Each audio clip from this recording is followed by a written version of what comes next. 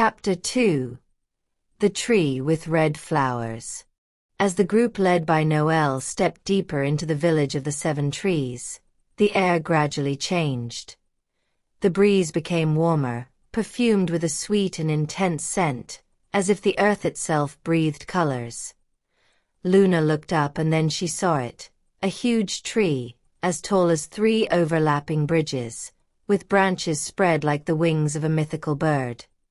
Its flowers were red like the burning embers of a summer evening, and in the morning light they seemed to be small flames caught between the leaves. "This is the Red Flower Tree," Noel said in a warm voice. "And here lives the Crimson Rabbit family, one of the most important families in the village." The tree was not only a home, but also a symbol of the passion, work and energy of the community. The trunk had traces of old carvings, spirals, zigzag lines and small geometric figures that represented the changing seasons. Halfway through, a large wooden platform stretched around the tree, forming a circular terrace, surrounded by vines and stems that made the transition between nature and the home almost imperceptible. Luna, fascinated, approached one of the red flowers. It was as big as an adult rabbit's palm and had velvety petals with fine dark veins. Its fragrance was intoxicating, but pleasant, with a slightly fruity note. "They are gorgeous," she whispered. "Be careful not to touch it too hard," Nina told her, placing her hand on her shoulder. "It is said that some of the flowers of this tree can glow at night if they are caressed too much." "It is not just a legend," Noel added with a smile. "The crimson tree reacts to energy and emotion. That is why the family that lives here is so respected.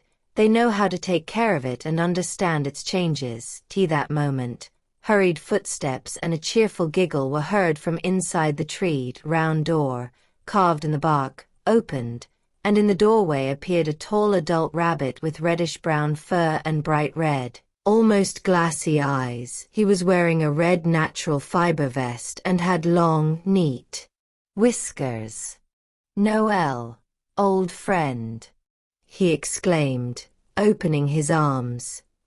"Welcome back to our place." "Revel, it's nice to see you," Noel replied, approaching and hugging him briefly. "I present to you Luna, Nino and Nina. This is my first time in the village of the 7 trees." Revel Crimson looked at each one with warm and searching eyes. "Welcome, little travelers. You should know that in our house, youthful energy is always a gift." Behind him appeared a delicate bunny, with fur the color of sweet wine, ruby eyes, and a gentle expression. The hair around the ears was braided with small red petals. "I am 𝖁𝖎𝖏 Crimson," she said in a melodious voice. "Come on, come in. We have prepared sweet leaves and red fruit juice." The children entered first, their eyes wide open, exploring everything. The interior of the tree was warm and bright. The main hollow had been expanded over several generations, transforming the trunk into a spacious and welcoming home. The walls were covered with layers of smooth bark, and the floor was made of well-polished redwood in the middle, a kind of table carved directly from the trunk rose like a platform.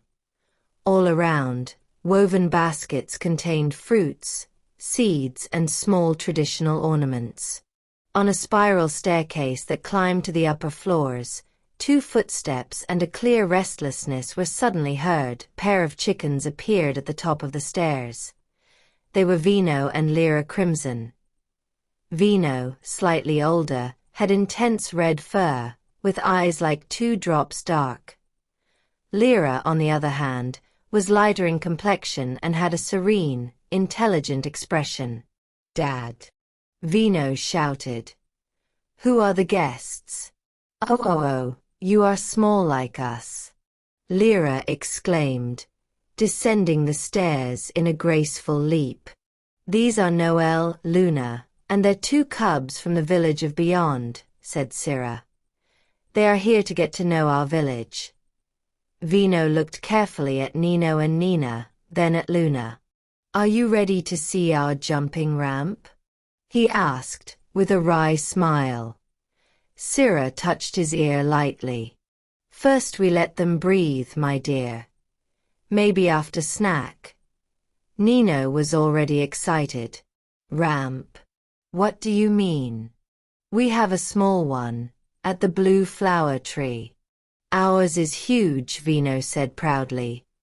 "And it jumps right into the air, between two branches.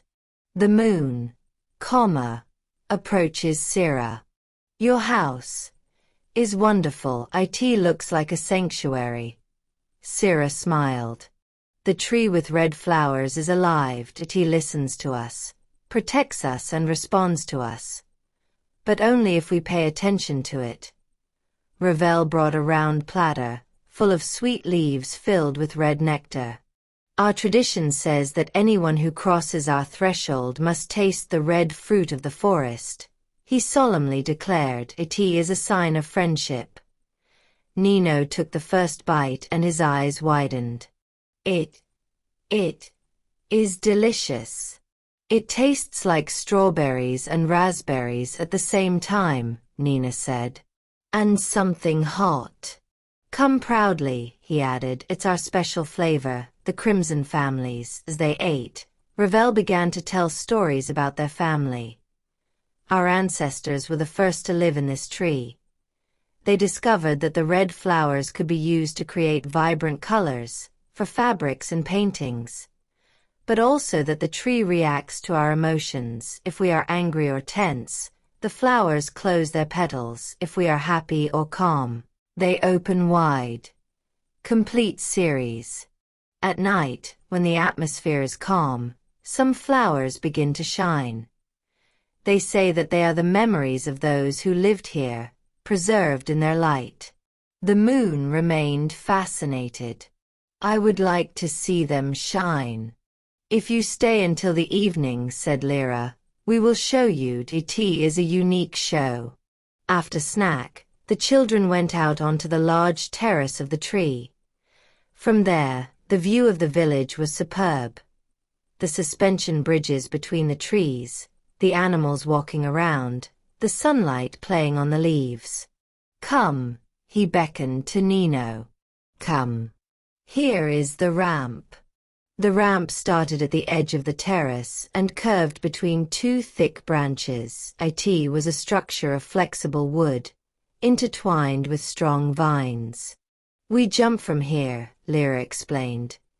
"But you have to know exactly how to land on the second branch." Nino was ready to try. "Can I jump?" "Not now," Noel intervened firmly. "First observe, that's the rule." Ravel laughed lightly. Noel was always a thinker before acting, a good example. Vino did not let himself be begged. With a brisk jump, he sprang onto the ramp and landed perfectly on the branch in front. "That's how it's done." "Me too," said Nina, preparing to jump. "Not yet," Luna shouted, pulling her back. "We need to understand how it works." "Luna is right," 𝖁𝖎 said. "The tree reacts to your energy. If you are agitated, the ramp becomes too elastic. If you are calm, it supports you." While the children watched the ramp with eyes full of fascination, Noel walked around the tree, analyzing its layers, sculptures, internal levels. "Did you rebuild the northern area of the trunk?" he asked. Ravel smiled. "Yes, last year. The tree asked for it. Through the trembling of the branches, I felt that it needed more space for air and light." "Extraordinary," Noel murmured. "The magic between you and the tree is unique." Luna, observing their discussion, approached the inner walls of the tree. She pressed her palm to the warm bark and felt a faint vibration, like a pulse, a friendly, gentle energy, as if answering her. It was like a greeting. "Luna," 𝖁𝖎 said, approaching her, "It seems like she likes you." "Do you think so?" The tree is never wrong. Revel motion to Noel. Tonight we have a small ceremony. Red flowers shine brightly as benevolent visitors step onto the terrace. Would you like to participate?